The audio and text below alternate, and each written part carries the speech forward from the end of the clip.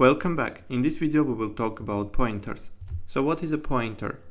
To understand what is a pointer, we need to first understand how memory works.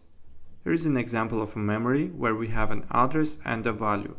The address is a location of a memory, and the value is the data stored in that location. And what will happen if as a value I will store another address? With this action we will create a pointer. Let's start with an example. Create a string name and output the value in the terminal. Nothing special, we will get the value. Now, in the new example, add an ampersand before the variable name. In this case, we will get the address. So if you see ampersand before the variable name, you can read it as address of the variable.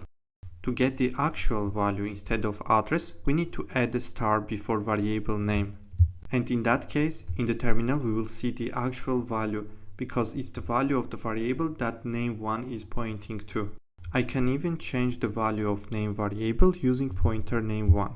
I am creating variable name, which type is string, and assigning value James.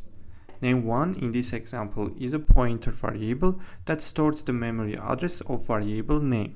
It's initialized with the memory address of name using the ampersand operator. So name1 holds the memory address where the value of name is stored. Star name1 is used to access the value that name1 points to. This is called dereferencing. So name1 gives you the value stored at the memory address stored in the name1. And in the code star name1 is equal to Alex, we are assigning the value Alex to memory location that name1 pointing to, which is the same memory location as variable name. So effectively, we are modifying the value of name indirectly through name1.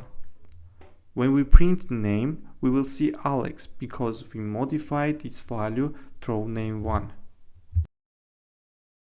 We can also create a pointer variable by this way.